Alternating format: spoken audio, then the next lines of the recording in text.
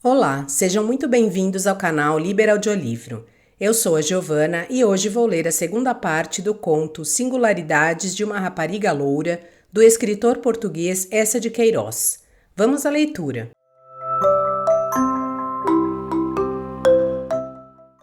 Capítulo 2. Macário contou-me o que eu determinara mais precisamente aquela resolução profunda e perpétua. Foi um beijo. Mas esse caso, casto e simples, eu calo, mesmo porque a única testemunha foi uma imagem em gravura da Virgem, que estava pendurada no seu caixilho de pau preto, na saleta escura que abria para a escada. Um beijo fugitivo, superficial, efêmero. Mas isso bastou ao seu espírito reto e severo para o obrigar a tomá-la como esposa, a dar-lhe uma fé imutável e a posse da sua vida. Tais foram os seus esponsais. Aquela simpática sombra das janelas vizinhas tornara-se para ele um destino, o fim moral da sua vida e toda a ideia dominante do seu trabalho. E esta história toma, desde logo, um alto caráter de santidade e de tristeza. Macário falou-me muito do caráter e da figura do tio Francisco. A sua possante estatura, os seus óculos de oiro, a sua barba grisalha em colar, por baixo do queixo, um tique nervoso que tinha numa asa do nariz, a dureza da sua voz, a sua austera e majestosa tranquilidade, os seus princípios antigos, autoritários e tirânicos e a brevidade telegráfica das suas palavras. Quando Macário lhe disse uma manhã ao almoço, abruptamente, sem transições emolientes: "Peço-lhe licença para casar", o tio Francisco, que deitava o açúcar no seu café, ficou calado, remexendo com a colher, devagar, majestoso e terrível. E quando acabou de sorver pelo pires com grande ruído, tirou do pescoço o guardanapo, dobrou-o, aguçou com a faca o seu palito, meteu-o na boca e saiu. Mas a porta da sala parou e, voltando-se para Macário, que estava de pé, junto da mesa, disse secamente: "Não." "Perdão, tio Francisco." "Não." "Mas ouça, tio Francisco." "Não." Macário sentiu uma grande cólera. "Nesse caso, faço-o sem licença." Despedido da casa. "Sairei, não haja dúvida." "Hoje." "Hoje." E o tio Francisco ia a fechar a porta, mas voltando-se: "Olá", disse ele a Macário, que estava exasperado, apoplético, raspando nos vidros da janela. Macário voltou-se com uma esperança. "Dê-me daí a caixa do rapé", disse o tio Francisco. Tinha-lhe esquecido a caixa, portanto estava perturbado. "Tio Francisco", começou Macário. "Basta, estamos a 12. Receberá o seu mês por inteiro. Vá." As antigas educações produziam estas situações insensatas. Era brutal e idiota. Macário afirmou-me que era assim. Nessa tarde, Macário achava-se no quarto de uma hospedaria, na Praça da Figueira, com 6 peças, o seu baú de roupa branca e a sua paixão. No entanto, estava tranquilo. Sentia o seu destino cheio de apuros. Tinha relações e amizades no comércio. Era conhecido vantajosamente. A nitidez do seu trabalho, a sua honra tradicional, o nome da família, o seu tato comercial, o seu belo cursivo inglês abriam-lhe de par em par respeitosamente todas as portas dos escritórios. No outro dia foi procurar alegremente o negociante faleiro, antiga relação comercial da sua casa. "De muito boa vontade, meu amigo", disse-me ele. "Quem mo dera cá. Mas se o recebo, fico de mal com seu tio, meu velho amigo de 20 anos. Ele declarou-mo categoricamente: "Bem vê, força maior. Eu sinto, mas..." E todos a quem Macário se dirigiu, confiado em relações sólidas, receavam ficar de mal com o seu tio, velho amigo de 20 anos. E todos sentiam, mas... Macário dirigiu-se então a negociantes novos, estranhos à sua casa e à sua família, e sobretudo aos estrangeiros. Esperava encontrar gente livre da amizade de 20 anos do tio. Mas para esses Macário era desconhecido. e desconhecidos por igual a sua dignidade e o seu hábil trabalho. Se tomavam informações, sabiam que ele fora despedido da casa do tio repentinamente, por causa de uma rapariga loura vestida de caça. Esta circunstância tirava as simpatias a Macário. O comércio evita o guarda-livros sentimental. De sorte que Macário começou a sentir-se num momento agudo. Procurando, pedindo, rebuscando, o tempo passava, sorvendo pinto a pinto as suas 6 peças. Macário mudou para uma estalagem barata e continuou farejando. Mas como fora sempre de temperamento recolhido, não criara amigos. De modo que se encontrava desamparado e solitário, e a vida aparecia-lhe como um descampado. As peças findaram. Macário entrou, pouco a pouco, na tradição antiga da miséria. Ela tem solenidades fatais e estabelecidas. Começou por empenhar, depois vendeu. Relógio, anéis, casaco azul, cadeia, paletó de alamares, tudo foi levando, pouco e pouco, embrulhado debaixo do chale, uma velha seca e cheia de asma. No entanto, viu Luísa de noite, na saleta escura que dava para o patamar. Uma lamparina ardia em cima da mesa. Era feliz ali naquela penumbra, todo sentado castamente ao pé de Luísa, a um canto de um velho canapé de palhinha. Não havia de dia porque trazia já a roupa usada, as botas cambadas e não queria mostrar à fresca Luísa, toda mimosa nas suas cambraias asseadas, a sua miséria remendada. Ali, aquela luz tênue e esbatida, ele exalava sua paixão crescente e escondia o seu fato decadente. Segundo me disse Macário, era muito singular o temperamento de Luísa. Tinha o caráter louro como o cabelo. Se é certo que o louro é uma cor fraca e desbotada. Falava pouco, sorria sempre com os seus brancos dentinhos. Dizia tudo, pois sim. Era muito simples, quase indiferente, cheia de transigências. Amava de certo Macário, mas com todo o amor que podia dar à sua natureza débil, aguada, nula. Era como uma estriga de linho, fiava-se como se queria, e às vezes, naqueles encontros noturnos, tinha sono. Um dia, porém, Macário encontrou-a excitada. Estava com pressa, o chale traçado à toa, olhando sempre para a porta interior. A mamã percebeu, disse ela. E contou-lhe que a mãe desconfiava, ainda rabugenta e áspera, e que de certo farejava aquele plano nupcial tramado como uma conjuração. Por que não me vens pedir à mamã? Mas filha, se eu não posso, não tenho arranjo nenhum. Espera, é mais um mês talvez. Tenho agora aí um negócio em bom caminho. Morríamos de fome. Luísa calou-se, torcendo a ponta do chale com os olhos baixos. Mas ao menos, disse ela, enquanto eu te não fizer sinal da janela, não subas mais, sim? Macário rompeu a chorar. Os soluços saíam violentos e desesperados. Chu, dizia-lhe Luísa, não chores alto. Macário contou-me a noite que passou, ao acaso pelas ruas, ruminando febrilmente a sua dor e lutando sob a friagem de janeiro na sua quinzena curta. Não dormiu e logo pela manhã, ao outro dia, entrou como uma rajada no quarto do tio Francisco e disse-lhe abruptamente, secamente: é tudo o que tenho. E mostrava-lhe 3 pintos. Roupa, estou sem ela, vendi tudo. Daqui a pouco tenho fome. O tio Francisco, que fazia a barba à janela, com o lenço da Índia amarrado na cabeça, voltou-se e, pondo os óculos, fitou-o. A sua carteira lá está, fique, e acrescentou com um gesto decisivo, solteiro. Tio Francisco, ouça-me. Solteiro, disse eu, continuou tio Francisco, dando fio à navalha numa tira de sola. Não posso. Então rua. Macário saiu estonteado. Chegou à casa, deitou-se, chorou e adormeceu. Quando saiu à noitinha, não tinha resolução nem ideia. Estava como uma esponja saturada. Deixava-se ir.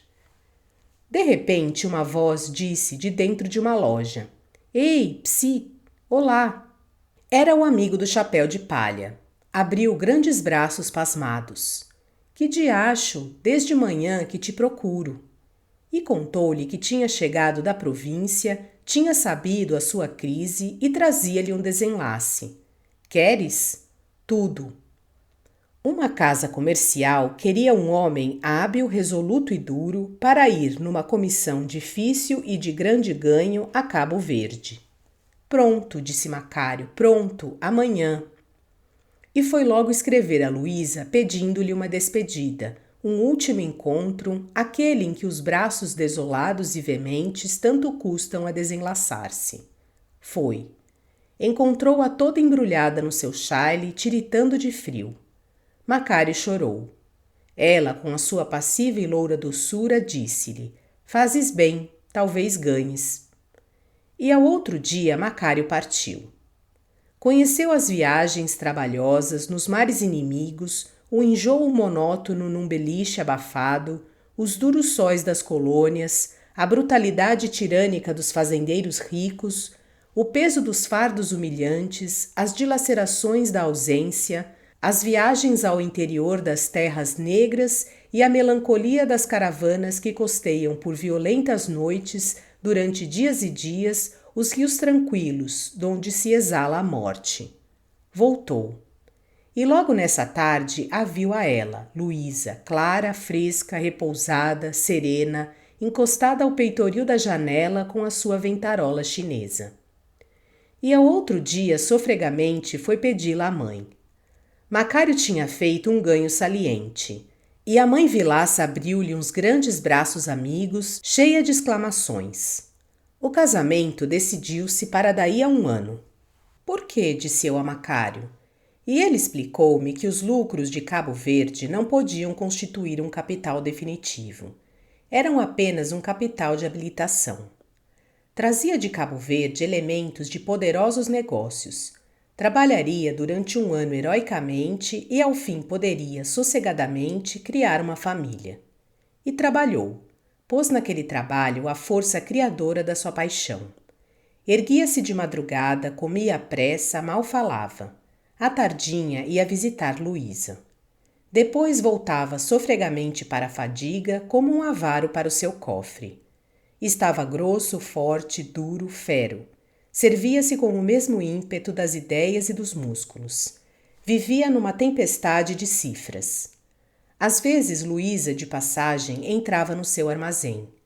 Aquele pousar de ave fugitiva dava-lhe alegria, fé, reconforto para todo um mês cheiamente trabalhado. Por esse tempo, o amigo do chapéu de palha veio pedir a Macário que fosse seu fiador por uma grande quantia que ele pedira para estabelecer uma loja de ferragens em Grande. Macário, que estava no vigor do seu crédito, cedeu com alegria.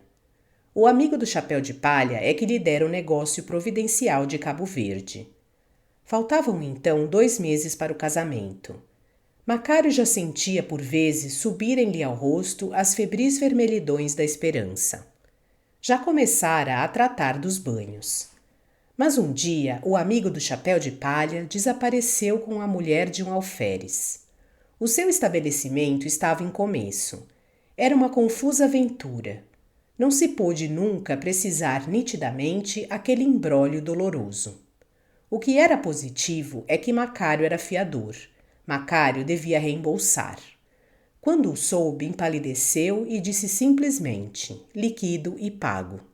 E quando liquidou, ficou outra vez pobre.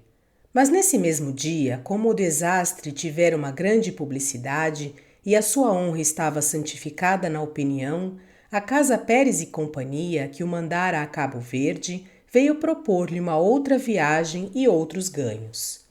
Voltar a Cabo Verde outra vez. Faz outra vez fortuna, homem. O senhor é o diabo, disse o senhor Eleutério Pérez. Quando se viu assim, só e pobre, Macário desatou a chorar. Tudo estava perdido, findo, extinto.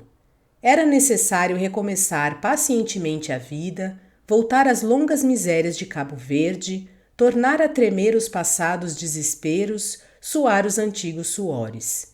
E Luísa? Macário escreveu-lhe. Depois rasgou a carta. Foi à casa dela. As janelas tinham luz. Subiu até o primeiro andar, mas aí tomou uma mágoa, uma covardia de revelar o desastre, o pavor trêmulo de uma separação, o terror de ela recusar, negar-se, hesitar. E quereria ela esperar mais? Não se atreveu a falar, explicar, pedir. Desceu pé ante pé. Era noite. Andou ao acaso pelas ruas. Havia um sereno e silencioso luar. Ia sem saber. De repente ouviu, de uma janela alumiada, uma rabeca que tocava a chácara mourisca. Lembrou-se do tempo em que conhecera Luísa, do bom sol claro que havia então, e do vestido dela, de caça com pintas azuis. Estava na rua onde eram os armazéns do tio. Foi caminhando. Pôs-se a olhar para sua antiga casa. A janela do escritório estava fechada. Quantas vezes dali vira Luísa e o brando movimento do seu leque chinês. Mas uma janela no segundo andar tinha luz. Era o quarto do tio. Macário foi observar mais de longe. Uma figura estava encostada por dentro, à vidraça. Era o tio Francisco. Veio-lhe uma saudade de todo o seu passado simples, retirado, plácido. Lembrava-lhe o seu quarto e a velha carteira com fecho de prata e a miniatura de sua mãe, que estava por cima da barra do leito. A sala de jantar e o seu velho aparador de pau preto, e a grande caneca de água cuja asa era uma serpente irritada. Decidiu-se e, impelido por um instinto, bateu à porta. Bateu outra vez. Sentiu abrir a vidraça e a voz do tio perguntar: "Quem é?" "Sou eu, tio Francisco, sou eu. Venho dizer-lhe adeus." A vidraça fechou-se e daí a pouco a porta abriu-se com um grande ruído de ferrolhos. O tio Francisco tinha um candeeiro de azeite na mão. Macário achou-o magro, mais velho. Beijou-lhe a mão. "Suba", disse o tio. Macário ia calado, cosido com o corrimão. Quando chegou ao quarto, o tio Francisco poisou o candeeiro sobre uma larga mesa de pau-santo e, de pé, com as mãos nos bolsos, esperou. Macário estava calado, anedeando a barba. "Que quer?" gritou-lhe o tio. "Vinha dizer-lhe adeus. Volto para Cabo Verde. Boa viagem." E o tio Francisco, voltando-lhe as costas, foi rufar na vidraça. Macário ficou imóvel, deu 2 passos no quarto, todo revoltado, e ia sair. "Onde vai, seu estúpido?" gritou-lhe o tio. "Vou-me." "Sente-se ali." E o tio Francisco falava com grandes passadas pelo quarto. "O seu amigo é um canalha. Loja de ferragens, não está má. O senhor é um homem de bem. Estúpido, mas homem de bem. Sente-se ali, sente-se. O seu amigo é um canalha. O senhor é um homem de bem. Foi a Cabo Verde, bem sei, pagou tudo, está claro. Também sei. Amanhã faz o favor de ir para a sua carteira lá para baixo. Mandei pôr palhinha nova na cadeira. Faz favor de pôr na fatura Macário e sobrinho. E case. Case e que lhe preste. Levante dinheiro. O senhor precisa de roupa branca e de mobília. Levante dinheiro. E meta na minha conta. A sua cama lá está feita." Macário, estonteado, radioso, com as lágrimas nos olhos, queria abraçá-lo. "Bem, bem, adeus." Macário ia sair.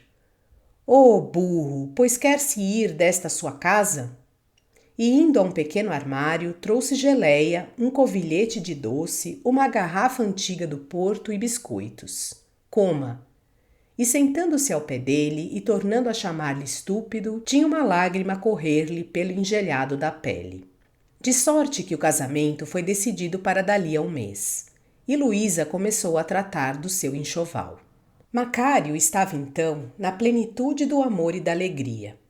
Via o fim da sua vida preenchido, completo, radioso.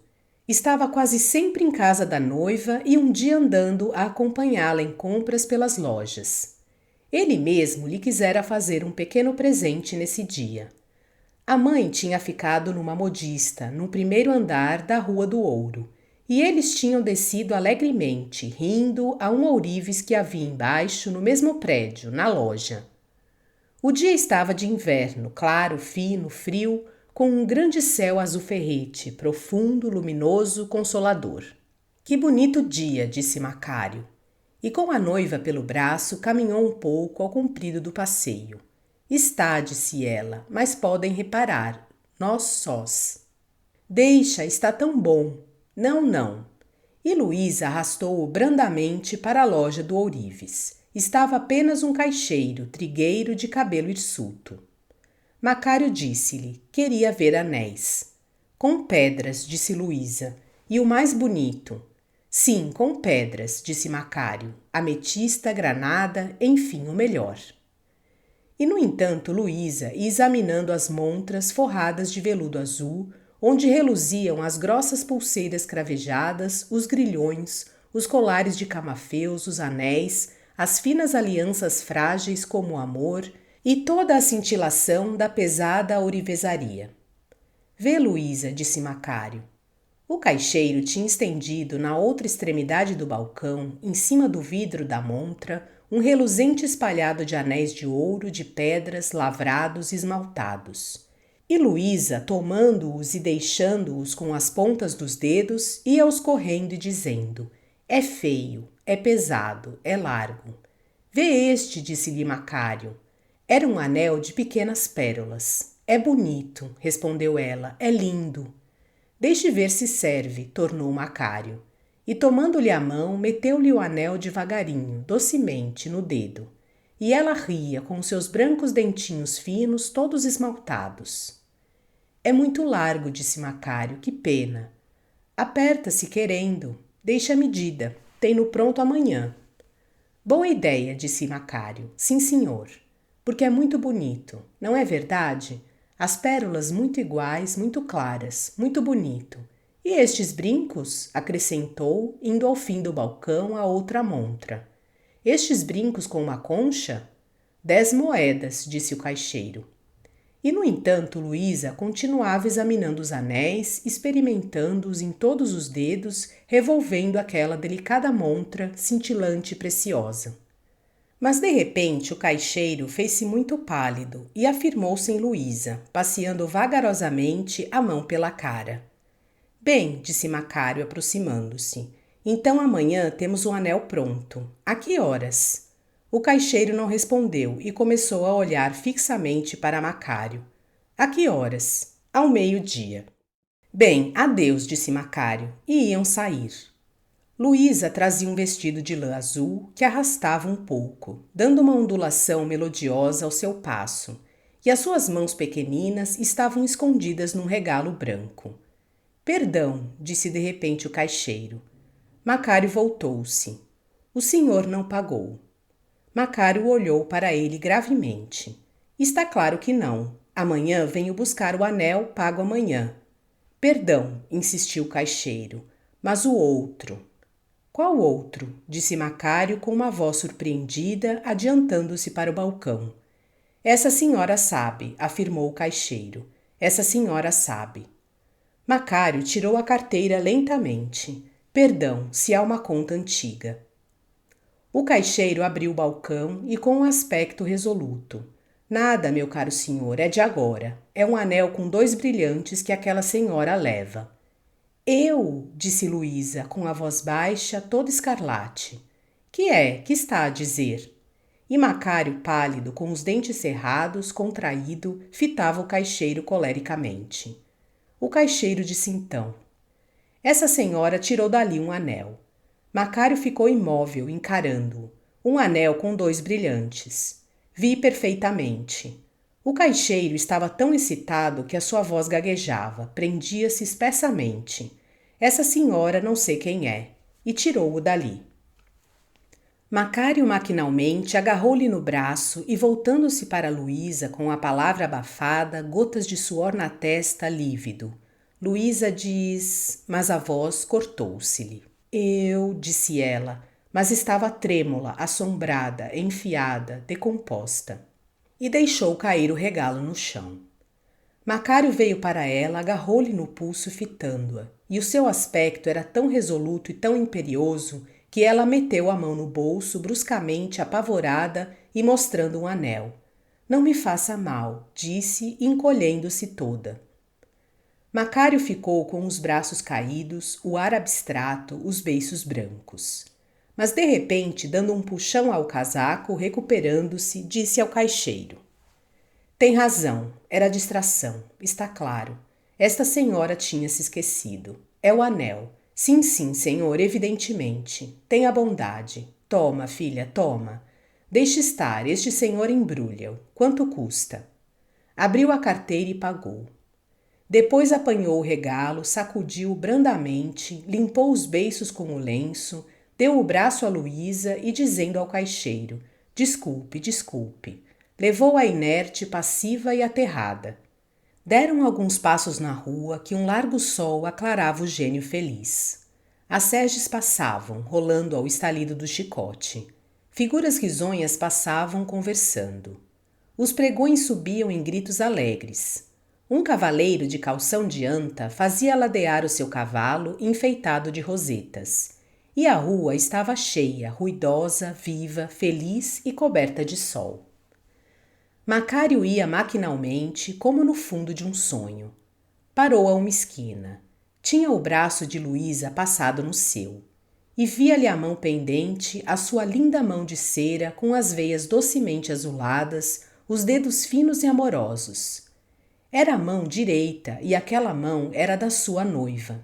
E instintivamente leu o cartaz que anunciava para esta noite Palafoz em Saragoça. De repente, soltando o braço de Luísa, disse-lhe baixo: Vai-te. Ouve, disse ela com a cabeça toda inclinada. Vai-te. E com a voz abafada e terrível: Vai-te, olha que chamo. Mando-te para o aljube. Vai-te. Mas ouve, Jesus, disse ela. Vai-te. E fez um gesto com o punho cerrado. Pelo amor de Deus, não me batas aqui, disse ela sufocada. Vai-te, podem reparar. Não chores, olha que vem. Vai-te. E chegando-se para ela, disse baixo: És uma ladra. E voltando-lhe as costas, afastou-se devagar, riscando o chão com a bengala. À distância voltou-se, ainda viu, através dos vultos, o seu vestido azul. Como partiu nesta tarde para a província, não soube mais daquela rapariga loura. Desejo que tenham gostado do conto Singularidades de uma Rapariga Loura, de Eça de Queiroz. Obrigada por sua companhia e até a próxima leitura.